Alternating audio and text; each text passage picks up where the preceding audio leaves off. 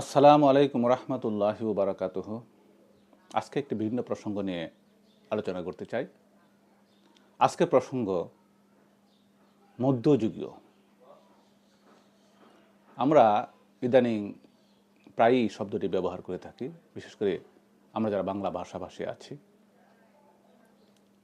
আমরা কথায় কথায় বলে থাকি মধ্যযুগীয় বর্বরতা, মধ্যযুগীয় এটা, মধ্যযুগীয় সেটা।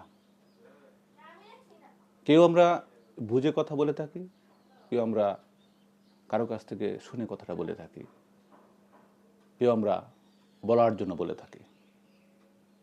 তবে আমরা এই শব্দটি দিয়ে যে কথাটি বোঝাতে চাই সেটা হচ্ছে সেই সময়কার শাসন ব্যবস্থা, সেই সময়কার বিচার ব্যবস্থা, সেই সময়কার মানবতা অনেকটাই খারাপ ছিল, বর্বর ছিল। সেই জন্য আমরা কথায় কথায় বলি মধ্যযুগীয় বর্বরতা। এখন প্রশ্ন হলো, কোন যুগটা মধ্যযুগ এবং এই শব্দের ব্যবহারই বা কারা শুরু করলো? এই বিষয়টি আদ্যোপান্ত জানতে আমাদের কিছু পেছনে ফিরে তাকাতে হবে। মূলত এই যুগগুলো নির্ধারণ করেছে ইতিহাসবিদরা, এবং ইতিহাসবিদদের ধারণা, দৃষ্টিভঙ্গি এবং তাদের ইচ্ছার উপরে অনেকটা এই মধ্যযুগীয় বা যুগের যে প্রকাশ, সেই প্রকাশটা ঘটিয়েছে। এবং এটা শুরু করেছেন ইউরোপিয়ান ইতিহাসবিদদের হাত ধরেই। তারা ইউরোপীয় সমাজ ব্যবস্থাকে ভাগ করতে যেয়ে প্রাচীন যুগ, মধ্যযুগ এবং আধুনিক যুগ, এ তিনটাকে ভাগ করেছে। এবং এই ভাগটাই পরবর্তী পর্যায়ে তাদের এই ভাগটাকে সমস্ত বিশ্বব্যাপী বিভাজনকে প্রভাবিত করার চেষ্টা করেছেন তাদের ইতিহাসবিদগণ, এবং আমরাও সেটা কায়মনোবাক্যে গ্রহণ করেছি। ইতিহাসবিদগণ সাধারণত ইউরোপের যে রোমান সাম্রাজ্য,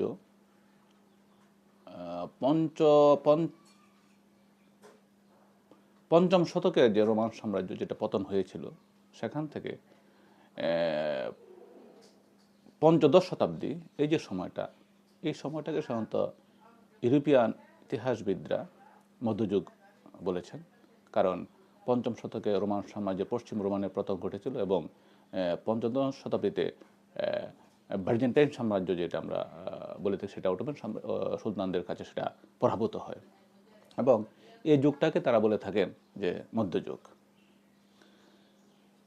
এবং সেটা অনেকটা ইচ্ছাকৃতভাবেই ইউরোপিয়ান ইতিহাসবিদগণ এবং বিশেষ করে রোমান ইতিহাসবিদগণ বা ইতালিয়ান ইতিহাসবিদগণ সেটাকে বেশি ত্বরান্বিত করেছেন তাদের ইতিহাস লিখতে গিয়ে।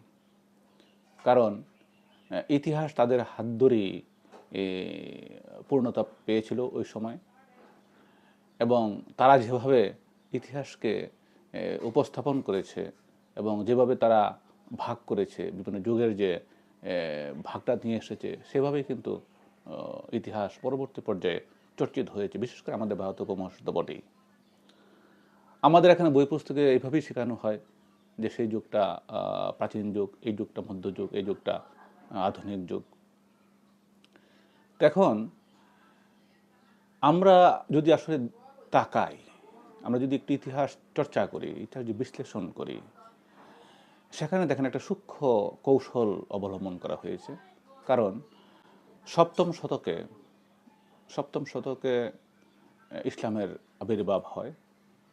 হযরত মুহাম্মদ মুস্তাফা সাল্লাল্লাহু আলাইহি সাল্লাম আল্লাহর জমিনে জন্মগ্রহণ করার মাধ্যমে এই মহান বিশ্বে ইসলামকে প্রতিষ্ঠিত করেছেন। তার সেই মহানুভবতায়, তার হাত ধরেই ইসলাম এক প্রান্ত থেকে অন্য প্রান্তে শান্তির দাওয়াত বয়ে নিয়ে গেছে পৃথিবীর প্রতিটি মানুষের হৃদয়ে। এবং সেই ইসলামের অভ্যুদয়ের মাধ্যমে, উন্মেষের মাধ্যমে শান্তির সেই পতাকা পথ করে মরুর পাথর ভেদ করে মধ্য Asia, Africa, Europe, even America এবং ভারতবর্ষ পর্যন্ত দ্রুততম সময়ের মধ্যে বিস্তৃতি লাভ করেছিল। তাদের সেই ইসলামী শাসন আমলে শিক্ষা, সংস্কৃতি, সাহিত্য, জ্যোতির্বিজ্ঞান, রসায়ন, গণিতশাস্ত্র প্রভূত উন্নতি সাধন করেছে। আমরা যদি সাহিত্যের কথা বলি, আমরা দেখব পারসিক সাহিত্য ইসলামের হাত ধরেই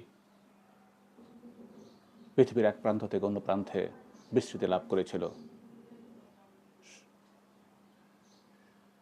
সেই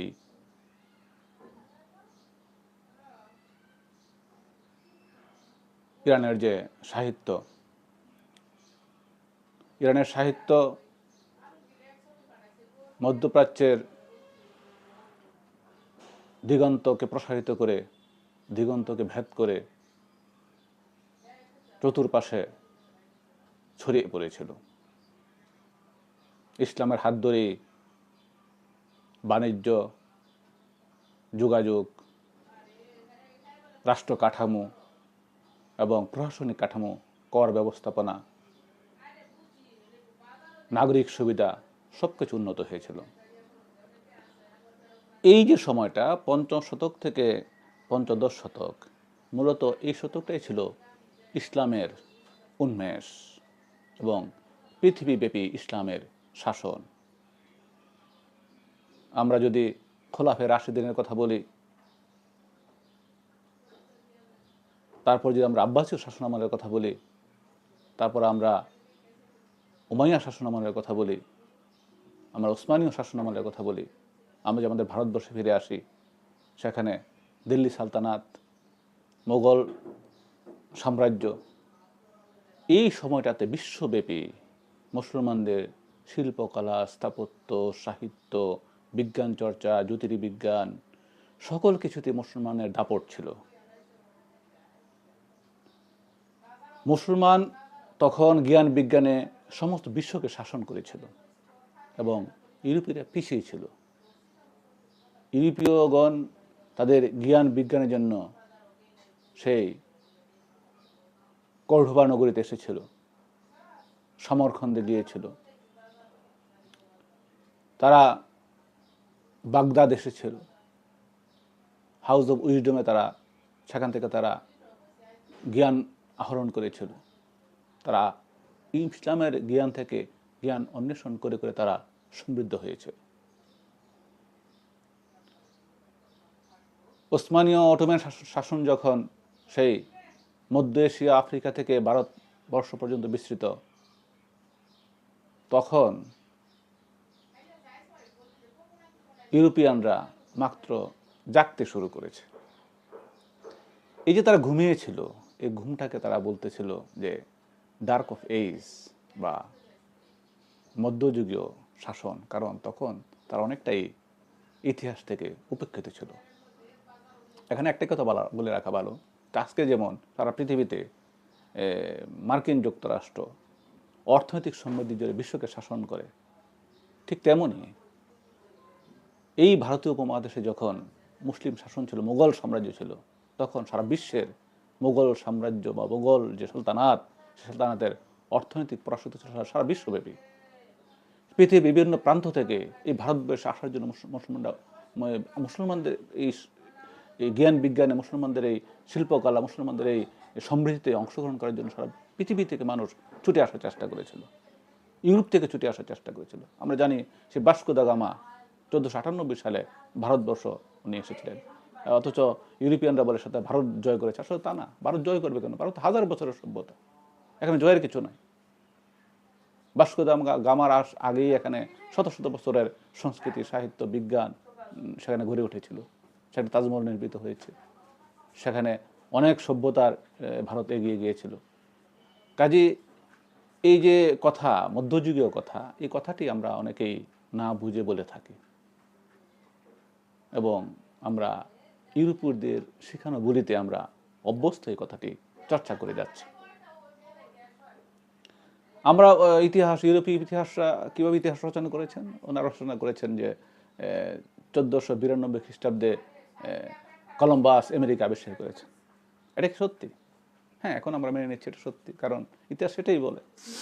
অথচ কলম্বাস আমেরিকা আবিষ্কারের পূর্বেই সেখানে মুসলমানরা আমেরিকা গিয়েছিলেন, এবং মুসলমানরা যাওয়ার আগে এই আমেরিকাতে সেখানে জনগোষ্ঠী ছিল, এবং কলম্বাসের বর্ণনায়ও সেখানে দেখা গেছে উনি আমেরিকাকে যেভাবে চিত্রায়িত করেছেন, সেখানে উনি বলেছেন যে সেখানে মসজিদ সদৃশ উনি কিছু স্থাপনা দেখতে পেয়েছেন।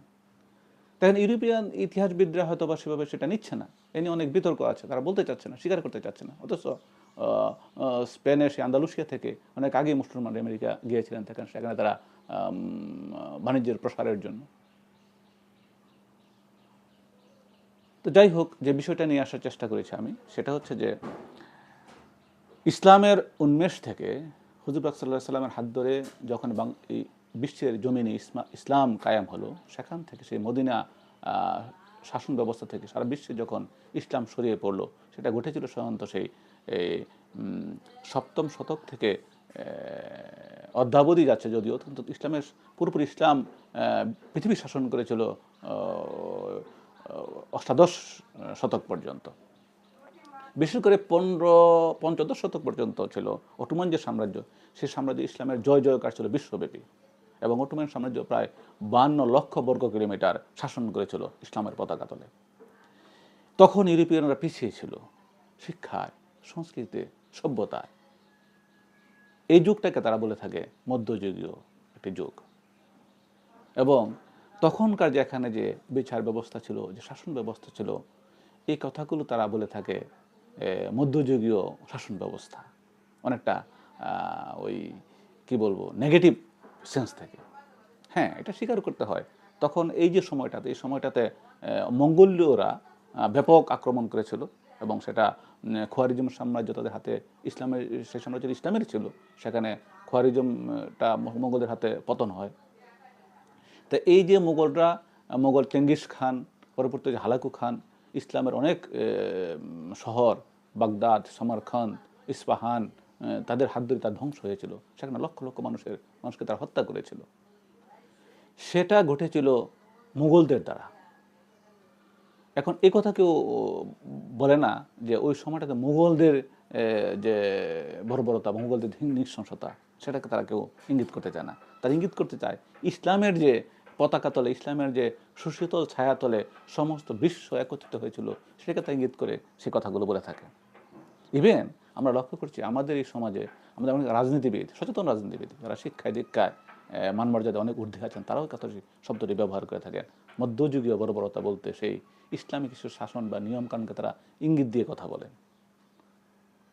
আমি আশা করব যে বিষয়গুলো আসলে আমাদের শব্দ প্রয়োগের ক্ষেত্রে বা ভাষা প্রয়োগের ক্ষেত্রে, এবং আমরা অবশ্যই সচেতন হওয়ার চেষ্টা করব। কারণ আমার শব্দ প্রয়োগ বা ভাষা প্রয়োগ যদি কোনো কারণে ইসলাম বিদ্বেষী হয়ে যায়, সেখানে কিন্তু আমার তাকওয়া নিয়ে প্রশ্ন চলে আসবে। আসলে আমার তাকওয়া কতটুকু আছে, আমি কতটুকু ইসলামকে ধারণ করছি, আমি কতটা সত্য বলার চেষ্টা করছি। কাজে এই শব্দটি ব্যবহার আগে অবশ্যই আমরা মাথায় রাখবো যে আসলে কোথায় এটা ব্যবহার করবো এবং কোথায় এটা ব্যবহার করব না। পাশ্চাত্যে সে বোলানো কথা দিয়ে সমগ্র সভ্যতাই চলবে, সমগ্র পৃথিবী চলবে, এমনটা ভাবা ঠিক না। তো যাই হোক, আমি যে কথাটি বললাম সেটা আমার একান্তই নিজস্ব মতামত। এ বিষয়ে অবশ্যই আপনাদের মতো নিজস্ব মতামত থাকতে পারে।